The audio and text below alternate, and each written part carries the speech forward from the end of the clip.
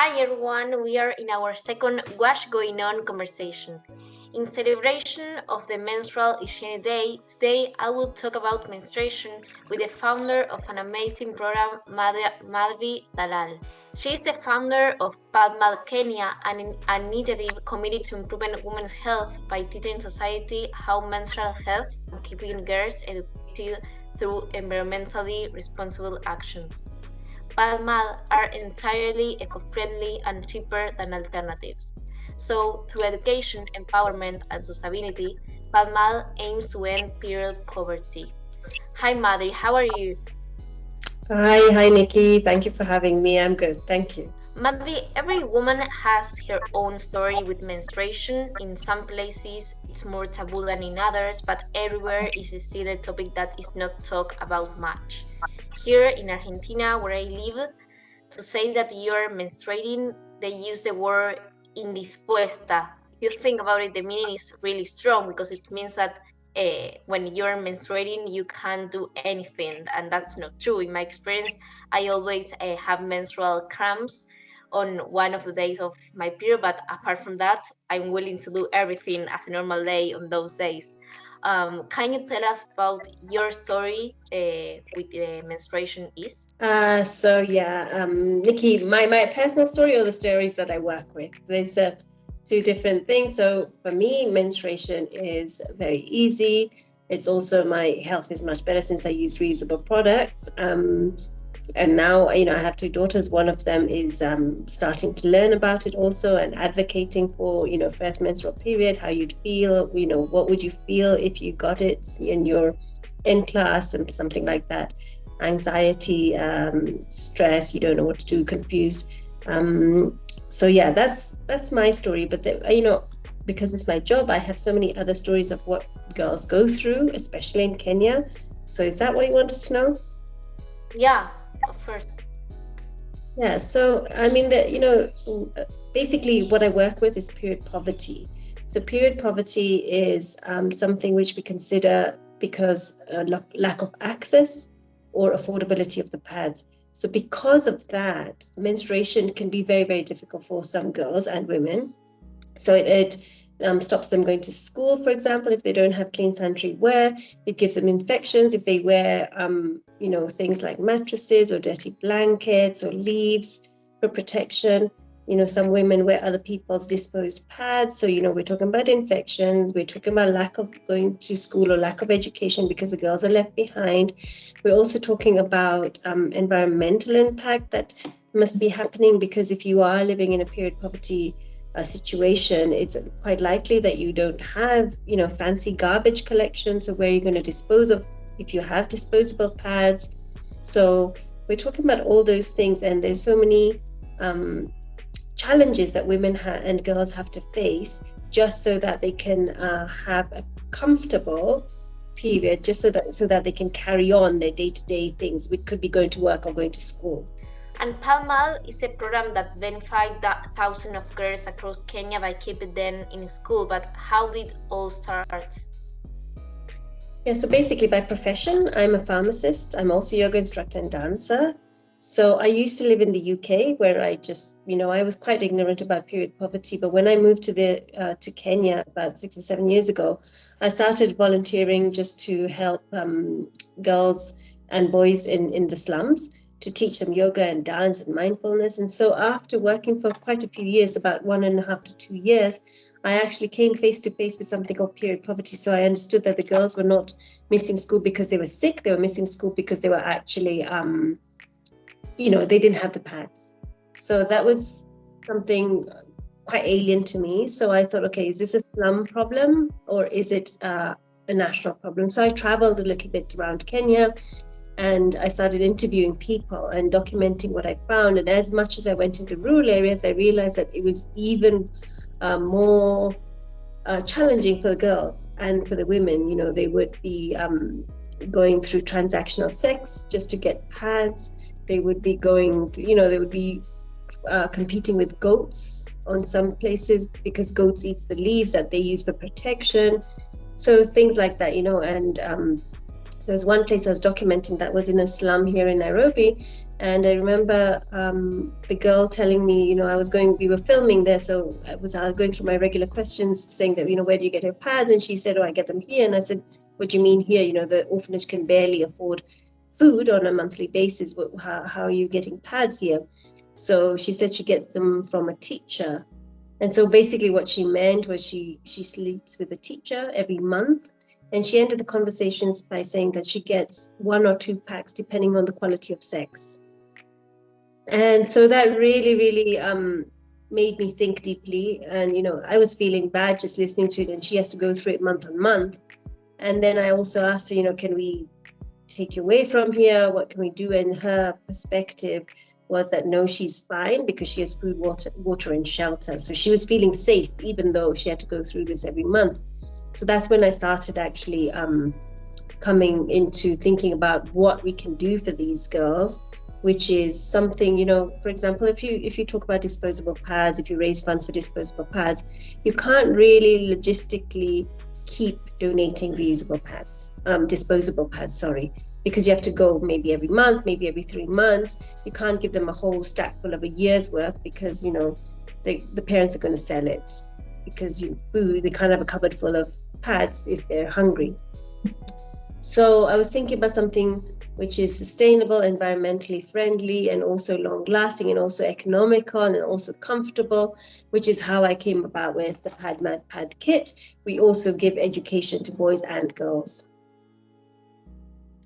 Oh, that's so interesting. And I'm a feminist climate activist in Argentina, and with your experience, I want to ask you, how can youth create more awareness in period poverty and sustainability? So creating awareness is basically, I think, by having dialogue. So, there's so many generations involved here. If I think about my parents' generation, we used to use reusable diapers and pads. It's the consumerism. This is the main fact that we want to look at. And environmentally, many people don't even know what goes on in disposable pads. There's no legal requirement to write the contents of disposable pads. So many people don't know it's made of plastic. So many people don't know that it takes 500 to 800 years to decompose one pad. So for that, we need to keep having dialogues for different generations. My generation needs to make the choices, but more so the younger generation needs to have conscious purchasing. They should be able to say, okay, if I'm going to buy this, where is it coming from? How is it going to affect the environment? Because ultimately the environment really is, we have to think about the next generations. So I think creating awareness is through, social media, obviously, which is very, very strong, and through just having dialogues of different sorts with boys, with girls, with older generation, younger generation. Yeah. And obviously the people who make the policies, but also the people who are at the bottom of the pyramid, the masses. And we know that period poverty is an issue that should concern society in general, but what would be a good menstrual policy that governments could take to address this problem, for example? It's a bit of a tricky thing. For example, in Kenya, we had a law passed twice that all girls in going to school will get free disposable pads. However, as we know, in third world countries, it doesn't always work like this. It's actually logistically, if you're thinking about taking a truck full of pads to one school, which is really, really far from the main city, how can you keep committing to do that for the next however long, every 2 or 3 months?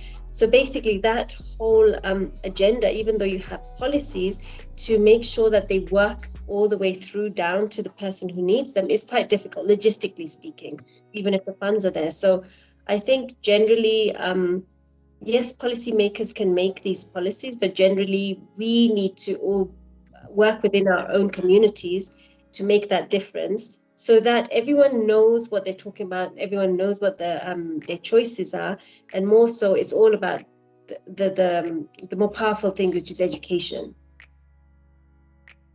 And Sanitation and Water for All is a partnership of governments, donors, private sector, research that work together to achieve Sustainable Development Goal 6.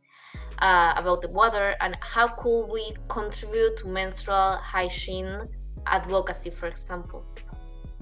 So I think one of the main challenges which we as reusable pad manufacturers face is that many donors would say, oh, but there's no water in Kenya, for example. So that is one of the things that we have tried to explain in, through videos, through advocacy, through users' testimonials, etc. We even show users how to use the minimum amount of water to maintain good hygiene. So it's just a very simple analogy is that if you have enough water to wash your underwear, you can wash these. So there's a technique to use the least amount of clean water to be able to maintain hygiene and longevity of that pad. So I think what people who work in the wash sector need to probably how do I say, open the world's eyes, to say, well, this is the problem. Is it accessibility of water, or is it the quality of water? Is it the cleanliness of water, or is it the fact that there is water but we just don't maybe have the access to it? So I think education through this, stepwise, saying, well, if we have X amount of water, we can maintain hygiene through this. So again, just having that impact on the general public. And finally, what message would you give to the people who are listening to this talk now? I mean, the only message I would like to say is, this is actually not a third world problem. Period poverty affects the whole world. And it doesn't just affect women and girls. It also affects the whole community, the boys and men. So, our education, for example, we have to involve the boys and the men, just so that we are promoting something which is not taboo. We're talking about it. We're celebrating menstruation. We're celebrating the fact that, we are now growing up and, basically we're talking about positive period. What I would like to say to everyone out there is, be conscious of what you're using, whether you're rich or however you're in the society, be conscious of what you're using, be always, always knowledgeable about the products that you make your choice, and also about the communities which surround you. What is the next person facing around you? Because at the end of the day, we do not want, places like, there's so many places where, for example, Viagra is tax-free, but pads are taxed or tampons are taxed. There's other places where, policymakers, for example, there was a marathon and one of the girls who was running had a stain on her clothes, and they edited it. Instagram edited it.